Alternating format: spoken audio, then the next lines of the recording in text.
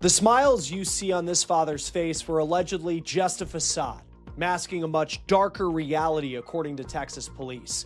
His wife, the mother of his children, is dead, and he's not only accused of murder. This story is more than that. What police say he told them to allegedly try to push them off his trail when they came knocking, and what this murder suspect reportedly told his own mother in the moments after police say he became an alleged killer. We're on the case, presented by Law and Crime. The quote in the arrest affidavit reads like a confession stripped of context. "I have something to tell you. She's dead. We got in a fight and she's dead." That is what Jake Beagani allegedly told his own mother over the phone, while Plano police officers were standing inside his apartment asking where his wife was. Think about that for a moment. The man opens his door at 10:23 in the morning. He has a wet spot on his shirt. He says his estranged wife came by to pick up one of their children, but the child was not feeling well. He says he does not know where she is. And then his mother calls law enforcement from out of state and reports that her son just admitted to a killing. The official narrative and the physical reality split apart in the space of about 90 minutes. That split is the entire case. It is the crack in the facade that no social media montage could ever paper over. Before we go deeper into what the documents actually show, make sure you are subscribed to Beyond the Gavel file, because we do not just cover the story. We follow the evidence. Here is the visual anchor that defines everything that follows. Texas mom Elelliana Beagani was supposed to meet a friend for breakfast last week on Wednesday, but she didn't show up to that breakfast. And when that friend couldn't get in touch with her, and then she learned that Elelliana's mom couldn't get in touch with her either, they got nervous and they called police. And that call led to what sounds like a chilling exchange between officers and the man you see here with Elelliana, her husband of 7+ years, Jake Beagani. Now, Elelliana and Jake, they're also parents. They have 2 young boys. Imagine a family photograph placed face down in a pool of water. The image is still visible from underneath, but the colors begin to bleed and warp. That is what the public record does to Jake Beagani. 3 days before Elelliana Beagani disappeared, her husband posted a montage. And just 3 days before Elelliana's death, this is what Jake posted on his Facebook page, a montage video showing what seems like a picture-perfect family all together celebrating one of their boys' birthdays. And as you look at this post, there are pictures of Elelliana in the montage and pictures of Elelliana and Jacob together. And things on the surface seemed fine. On July 22nd, he also posted another montage video with pictures of Elelliana. It's a montage of images of them together over the years as this family together. Now, it's never easy to understand how someone who does appear to be so loving could allegedly have the ability to do what Texas police... Of their family celebrating a child's birthday. There were pictures of them together. There were smiles. There was the architecture of a life that looked stable. But the arrest affidavit from the Plano Police Department tells a different story. A beautiful family montage just days before he allegedly killed Elelliana. Things were not as picture perfect as they seemed. The 2 of them were reportedly going through a divorce. Now, it's unclear what the circumstances are surrounding them splitting up, but a friend told police that Elelliana and Jake were estranged from one another. And you go back to that day, August 12th, Elelliana had told that friend that before they were going to meet up for breakfast, she was going to go pick up her 2 children, just 2 and 5 years old, from an apartment where Jake was apparently living. It's this luxury apartment complex on Charles Place in Plano, Texas. Now, Elelliana says that she was going to meet this friend for breakfast at 8:30, and she had shared her location with that friend. And she said that this pickup process, it shouldn't take more than 10 to 15 minutes. But that friend, when Elelliana didn't show up for breakfast, she looks at her phone, she looks at Elliana's location, and she can see... The couple was estranged. They were going through a divorce. And a friend told police there were concerns regarding Jake Beagani being violent in the past. Not just that this was a couple that was going through the process of divorce. For as nice a guy as Jake seems in pictures and on social media, well, according to police, quote, witness 1, which is the friend, advised there were concerns regarding Jake Beagani being violent in the past. Now, this is where we start to get a different picture of Jake Beagani. One document shows a picture, perfect family. Another document shows a history that made a friend nervous enough to monitor Elelliana's location in real time. The gap between those 2 documents is where this case lies. The wet spot on his shirt. The stain that dried reddish-brown. The smell of cleaning products. The body of a woman in the trunk of a car. This is not a domestic dispute that escalated. This is a crime scene that was being managed in real time while children were reportedly inside the apartment. Now the moral refrain. A life was reduced to a wet spot on a shirt. Say that to yourself as the timeline unfolds. A life was reduced to a wet spot on a shirt. Officers arrived for a welfare check at the luxury apartment complex on Charles Place. Police say they were called for a welfare check at Jake's apartment. They knock on the door and Jake answers. This is around 10:23 in the morning. Police say they asked Jake where his wife is, and quote, he advised that she had been there earlier in the day, but that he didn't know where she was currently. Jake Beagani advised they were going through a divorce and she came by to pick up a kid, but the kid wasn't feeling well. Now listen, at that point, if you're a police officer in Plano, Texas, that is a suspect story considering what you've been told about this couple, the fact they were going through a divorce, and Elelliana's friend accusing Jake of being violent in the past. But one of the officers reportedly also noticed something that would be very key to breaking this investigation wide open. Per authorities, the officer discovered, quote, a large apparent wet spot on Jake Beagani's shirt. And the officer... They knocked. Jake answered. He was calm enough to offer an explanation. He said Elelliana had been there earlier, but he did not know where she was currently. He said the child was not feeling well. That is a suspect story. It is designed to explain away the missing person, the delay, the absence of urgency. But one officer noticed a large apparent wet spot on Jake's shirt. Jake said he had been cleaning. The officer did not accept that answer. He asked to check the garage. Jake said yes. The officers looked in the garage. They saw his car. They left the apartment. They got back to their squad car. And that is when the note was waiting for them. All of this, I'm sure for the officers, like it just sounded sketchy. It sounded suspicious. Something must be going on here. And I do hope that one day we'll be able to get the body cam of this incident to see it for ourselves. But in Texas, often that will come after a case concludes. Now, the officers, they get back to their squad car. And when they get there, there is a note waiting for them related to this call that they're on. And it's the kind of note that would send a chill down your spine. That note read, quote, I believe someone has been harmed or killed. Police say that Jake Beagani's own mom called law enforcement from out of state as these officers apparently were inside with Jake. And she says that she had just spoken with her son before the officers arrived at the apartment. Jake allegedly told his mom, quote, I have something to tell you. She's dead. We got in a fight and she's dead. That changes everything for police. The note said, quote, I believe someone has been harmed or killed. Jake's own mother had called from out of state. She reported that her son told her, she's dead, we got in a fight, and she's dead. The officers went back inside. They detained him. They did not arrest him yet. They said you are detained, not under arrest. And that distinction matters because it tells you exactly how carefully this case was being built. They asked why he would tell his mother that Elelliana was dead. He reportedly said, how would you know this kind of stuff? That is not an answer. That is a slip. After they get this new information, they go back inside and they put Jake in handcuffs. And this is what we know about the alleged exchange they have with Jake inside the apartment. He apparently said, why are you doing this to the officers? And the officers had told him, you're detained. Is your wife there? You're not under arrest. Is she there? And then when officers asked Jake why he would tell his mom that Elelliana was dead, he reportedly said, quote, how would you know this kind of stuff?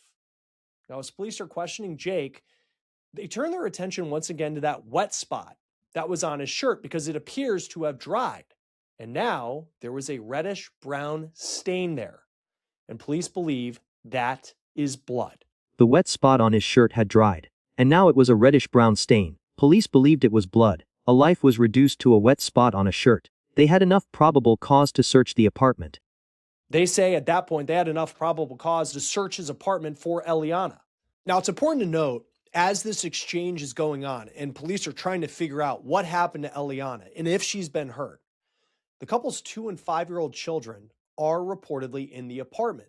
Now, police have said it is unclear what those children saw or what they may have experienced in the apartment that morning. But with Jake detained, Police then go back to the garage. They say they go to Jake's car and they open the trunk. And they say inside the trunk were the remains of a woman.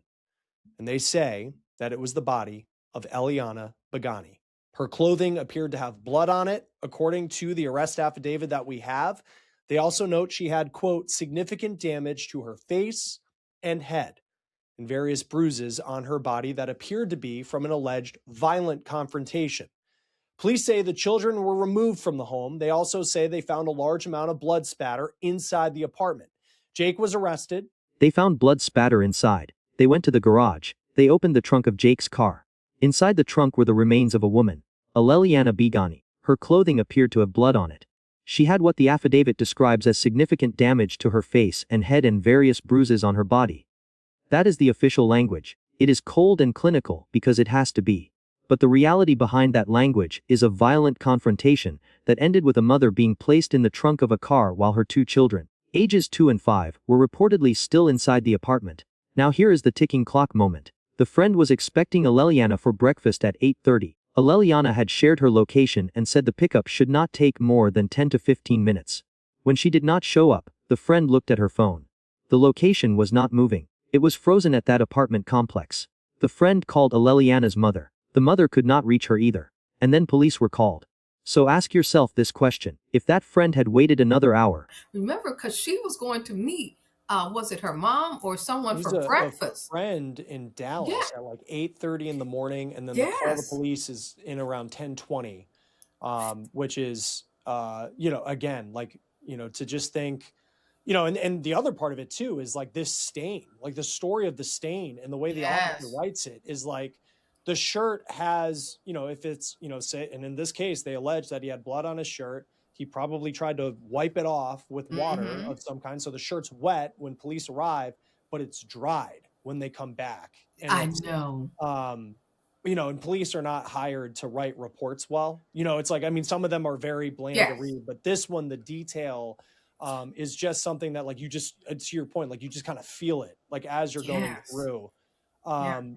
Divorce makes, I've fortunately never been through one, but we see in so many cases, divorce makes people do crazy things. Relationships, love, it makes people do horrific things. And if you watch Law and Crime or Court TV, like, sadly, we see it all too often. But I still am just, for as surface level as social media can be, how someone can post pictures, happy, smiling, not really, from what I've found, like maybe some speeding tickets, never really a criminal record. And yet to allegedly kill the mother of your children and then be able to keep some sort of stiff upper lip where you might have been acting weird to police, but this was someone who in the moment, I was able, at least at that point, police left. Like, they didn't feel like they had probable cause for anything, like, because of the way he was acting. We don't have the body cam at this point, but it just gives you an idea of, like, the people that law enforcement have to come in contact with, where, like, something's wrong with this person. If she had assumed Elelliana was just running late, if she had not looked at the shared location and noticed it was frozen, what would have happened next? The timeline was already compressed into a 2-hour window. A body had already been moved. A shirt had already been partially cleaned. A story had already been rehearsed. The ticking clock was not a metaphor. Right. So domestic violence calls, even though this was not technically a domestic violence call, this was a welfare call. Domestic violence calls are the most dangerous calls that law enforcement go to every single day. Hands down, nothing else more dangerous than those calls, which is why they're often given a lot of detail. This came through as a welfare call initially. And, they are their radios on their shoulders, on their belt, or wherever they have them clipped to, is what you were talking about, to get ongoing information. But when they initially got the call, it was just for the welfare. But when they got back to that cruiser and they saw the additional details about the violence and about the call and that there was an incident, it changed they already had that this seems strange. And now they had more confirmation that it was strange, it was potentially dangerous for them, and that someone was in danger. So all of that gives them a different stance on how they go back. But the fact that they actually went to the cruiser and they were in there first. First of all, it was safety. A cruiser where they could pull off, sign of safety, because a lot of times in these incidents, things can go violent really quickly. But they were in their car. But having to get back out puts them at another level of danger. So that heightens how they're going to respond, react, and how they're going to engage. And then the staying made potential more sense. It was the difference between a welfare check and a crime scene that had already been staged. That is the thriller element buried inside this case. Not a question of whether a crime occurred. The question is how much of the cover-up was completed before law enforcement ever knocked on the door. Jake Beagani now sits in the Collin County Jail without bond. He is charged with abuse of a corpse and murder in the first degree. And right now, he is being held in the Collin County Jail in Texas without bond. And the smiles that we've seen of him in those countless family pictures online, now replaced with the cold, lifeless stare of an accused killer. He is charged with murder in the first degree and abuse of a corpse. The abuse of a corpse charge is significant. It tells you that this was not a single act, it was a sequence. A killing followed by a decision to move a body, to place it in a trunk, to attempt to clean a shirt, to answer the door and lie. That sequence is what separates a crime of passion from something far more deliberate. Exactly. And the pressure is there, but like you said, you cannot break the law in order to do something, because he gave them an explanation. He said the kids didn't feel well, so she left the children at the house. So you can't just automatically say, well, let me see the kids, because that's not necessarily what you can get a probable cause warrant for, because there were no necessary red flags that indicated true danger at the time until they came back the second time. But they still had to follow a process. Remember, even though you think they didn't see the children, they didn't hear the children, the stain on the shirt and the mom being missing still was not enough, except with the added layer coming back the second time, where his mother, not her mother, his mother called in and said that her son said she was dead. Now, this is still hearsay, so remember, they still have to follow the law, they still have to ask questions, but they did not say he was under arrest. Remember, they used the right language, the right process. You're being detained.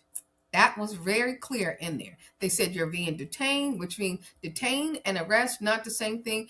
And he had also allowed them, prior to going back to the cruiser, the opportunity to go to the garage and to look in there. So although his behavior seemed weird, it seemed off, it wasn't enough, because he allowed them to do everything that they asked him to do, which it raised some suspicion, but not enough for this to be like, okay, so we're just going to go in and get the kids. So they really acted in their safety And yet the defense will have its day. Every person is innocent until proven guilty. That is the system. That is the law. But the public record has already established a chilling set of facts. A woman shared her location with a friend because she did not feel safe. Well, the fact that the friend called so quickly and she didn't show up meant there was some kind of, maybe not a coordinated plan in place, but she felt some level of fear, and those around her understood what that was. Enough people knew that if I don't show up, then you need to send someone. So it might not have been a formal plan, but she had some things in place that indicated her level of fear or anxiety, and other people read that, they understood it, they knew it, they believed her, and they acted upon it quickly enough for this not to be some long drawn out missing persons case. And I think we when people say things like, I'm afraid of this person, I think we need to hear them. We need to listen to what they're saying, and then go back in our memory to see if there's anything that we potentially recognize from this. Because sometimes, we always think abuse and violence is physical, but it can be emotional and psychological and financial. So if the person has ever said, like, I don't have access to money and I can't do this, that could be abusive and controlling and not necessarily physical violence. So, like you said, we don't know what this was that led them to being estranged, but it was enough for whoever she was going to meet for her to recognize that there was a problem and she didn't show up and to make the call right away for the welfare check. And it's also good that law enforcement received it and then went immediately. A mother called the police on her own son because he confessed to her over the phone. And, Yes.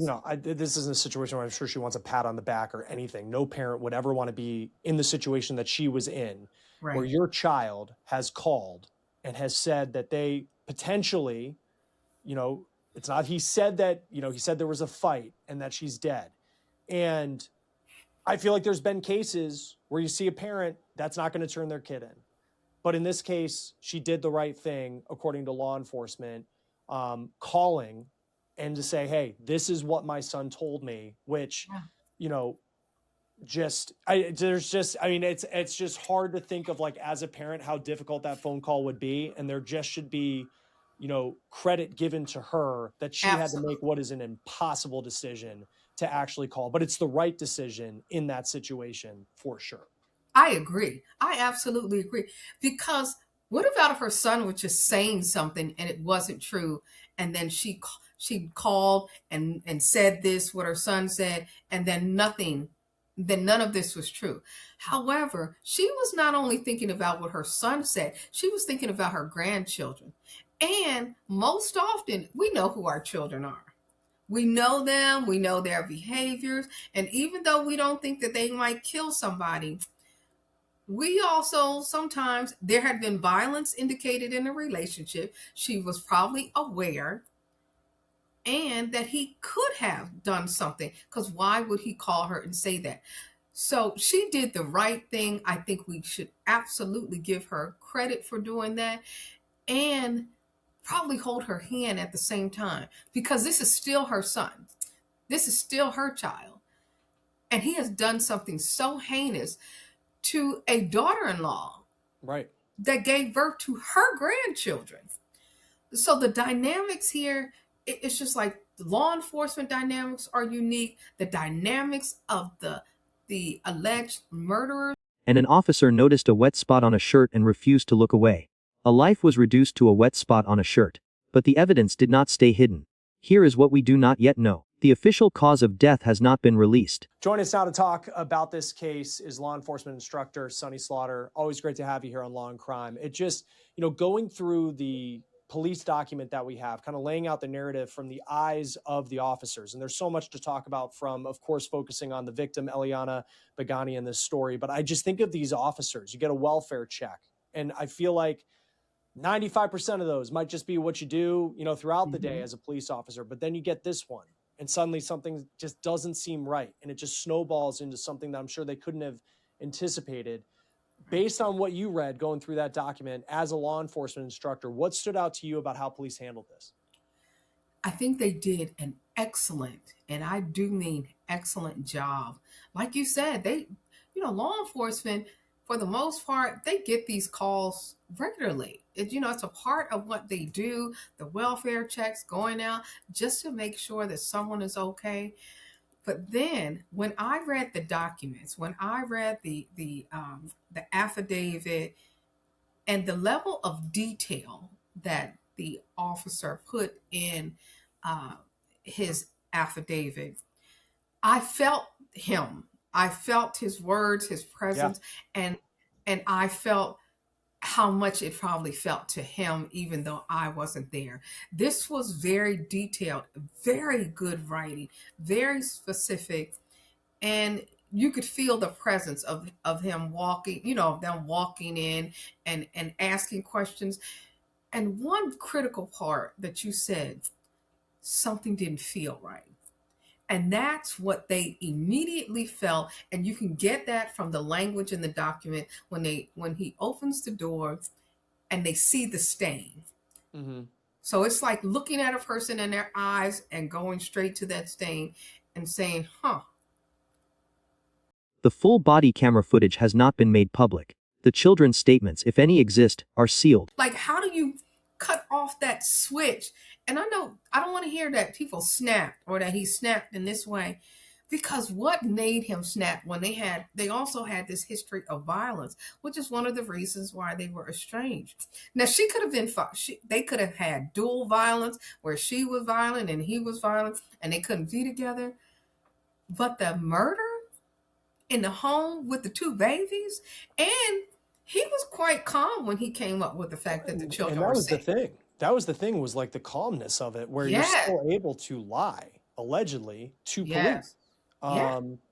And I just, these stories, it kind of comes back to this question, because it's like, here's, she did the right thing, and apparently like sharing her location Yeah. with a friend, saying, hey, this is going to take 10 to 15 minutes. If it's anything more, I'll see you after. I don't know if it was like, hey, if you don't hear from me in an hour, call police. But it was like, it just, these cases where, I don't think she suspected that it was going to go like this, like that day. And it's like, how do you protect people without understanding what's going to happen in the future in these so emotionally charged situations? And I don't know Jake Beagani. We don't know at this point, like, what that history of violence actually Right. looks like, what led to the divorce. That very well could have been it, like the crux of it. But it's just still like, you just ask yourself, like, how can we protect people who are in these custody exchanges?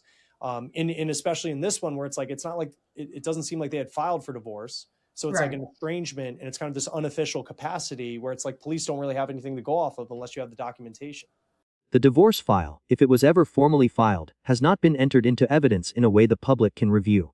But the arrest affidavit is public. It is a court record, and you can read it for yourself. It is available through the Collin County court system and through multiple public record repositories. Go find the arrest affidavit for Jake Beagani. Read the section where the officer describes the wet spot on the shirt. Read the section where the mother's call is documented.